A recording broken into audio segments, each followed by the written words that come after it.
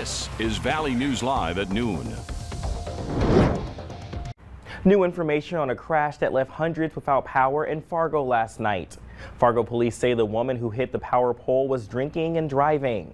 Crystal Gustafson was arrested for DUI and cited for not having her vehicle under control. The crash happened just before 7:30 last night near 15th Avenue and South University Drive. Xcel Energy says nearly 700 people were without power, and they worked through the night to get the lights back on for customers. Minnesota State Troopers and the Betrane County deputies are looking for a man suspected in a deadly hit and run. The crash happened Monday just before 7 in the morning, 3 miles south of Washkish near Upper Red Lake.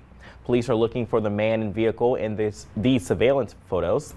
Contact the State Patrol or Betrane County Sheriff's Office with any information. We have all their contact information on our website, valleynewslive.com. Well, Morehead Public Schools broke ground on a new high school this morning. The superintendent says it's been a long journey, but it's an exciting day for the Spud community. The $110 million project, which includes rebuilding Morehead High School on the existing site and creating a career academy by renovating the former Sam's Club building. The Career Academy is set to open this fall. Now, design of the new high school will focus on natural light, small learning communities, collaborative spaces, and technology. The campus will also feature a gym that seats 3,000 people, a 1,000-seat theater, and a pool room for 300 spectators. The academic portion of the building is scheduled to open in the 2023-24 school year, and the entire building will open the following year. Well, it's definitely a pretty warm one out there, so super important to drink plenty of water. And let's check in with meteorologist Lisa Green to tell us all about it. Happy Wednesday, Lisa. Happy Wednesday. Looking at some heat building in. It is starting up today, and that will continue in our forecast. Here's a look at our conditions in Grand Forks. We've got some sunshine, but also some high clouds moving by here this afternoon. A little bit of wind moving our flags, but overall looking pretty good. And we're hitting that 80-degree mark already this afternoon. 80 at the noon hour in Fargo. In Grand Forks, 81. And again, that report of some of those clouds we're seeing in our sky cam. 77 in Thief River Falls, Bemidji, Fergus Falls, both at 75, and Devil's Lake checking in at 78. So mostly sunny in a lot of spots, but we do have some clouds moving through. We may see a little more of that as we continue on into the afternoon, but otherwise, looking like a good pool day. Veterans Memorial Pool in West Fargo opening today. Good temperature for that coming up this afternoon. We're at 80 right now in Fargo, and we'll get up to about 86 degrees. Warm, sunny conditions, a little breezy, and throughout the valley you can see temperatures are going to be into those 80s today. So everybody gets in on the 80s today. Tomorrow we see 90 returning, and we'll build from there. Dangerous heat ahead. We'll talk more about that in a couple of minutes. Whenever you said going to the pool, it sounds like a good idea, and so I thought about putting the swim trunks on. It's been a while. Whatever you can do to stay cool in the coming days. Pool and, of course, as you mentioned, staying hydrated. Sounds good. Thanks, Lisa. Well, as we head into the stretch of extreme summer temperatures, keep in mind heat safety for you and your family. The CDC says to never leave children, disabled adults, or pets in a car. Avoid strenuous activities until the coolest time of the day. Wear lightweight, loose-fitting, and light-colored clothing. Drink plenty of water even if you don't feel thirsty. And if your home isn't air conditioned, spend some time at the mall or library to stay cool. Well, tens of thousands of state employees in Minnesota received notices that they may be soon forced out of work without pay. The Minnesota legislature adjourned last month with a lot of work still left to do to sort out the budget and policy proposals. They hope to get the work done before a special session in 2 weeks. If not, the government could shut down and leave more than 37,000 state employees out of work. President of the Minnesota Association of Professional Employees says it's frustrating and scary. My husband and I are both state employees, and so we would go to absolutely zero income in the event of a state government shutdown.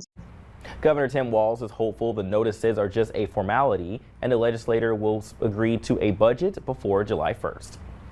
Now, for the second time in weeks, a cyber attack has disrupted critical U.S. production, this time on the world's largest meat processing company.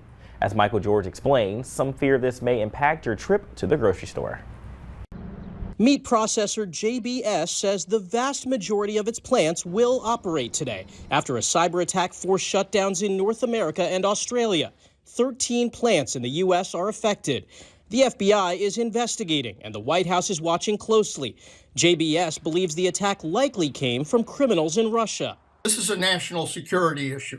We have to approach it on that level. Former Defense Secretary and CIA Director Leon Panetta has no doubts Russia is connected. I don't think there's any question. My own knowledge of the Russian intelligence agencies, they basically operate in every sector within their own countries.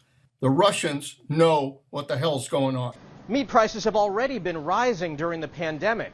Now there's concern this cyber attack could disrupt supplies and push prices even higher. I think it's going to have an effect on both ends of the supply chain. So if you think about it, JBS and its meat processing facilities will supply to grocery stores. They may supply to other folks who manufacture fine products, go to restaurants, all sorts of people. JBS has dozens of brands in the U.S., including Clear River Farms, 1855, and Pilgrims. It has not been revealed whether the company paid a ransom to get its computer systems back online.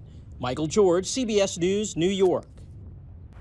This latest hack follows last month's ransomware attack on Colonial Pipeline that led to gas shortages in multiple states. The North Cheyenne Street Reconstruction project is moving into Phase 2 today. This week's work will span from 4th Avenue West to 3rd Avenue West. Next week, work extends through 2nd Avenue West.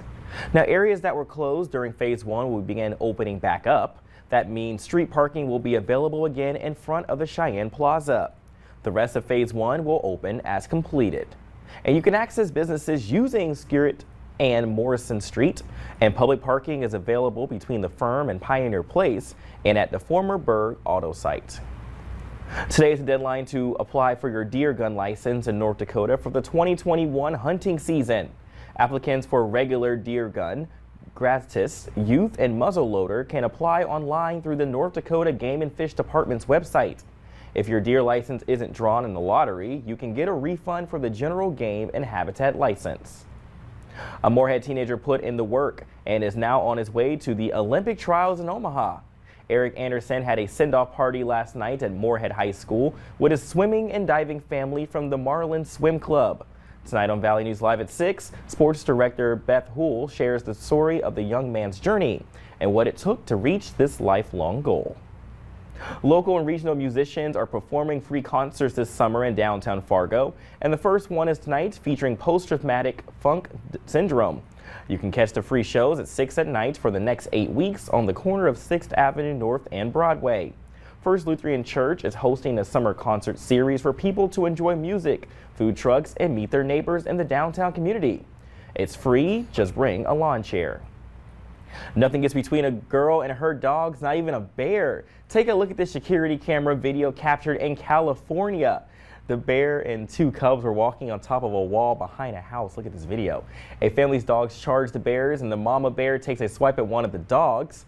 Then a teenager runs to help, shoving the bear in a split second. Wow, look at her just pushing the bear.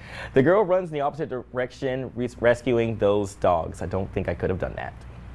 Well, coming up at noon, a push to recall some sunscreens after new data shows they contain a chemical tied to cancer. And a good time to remember your heat safety tips because it is hot. Weather up next to plan your day with meteorologist Lisa Green.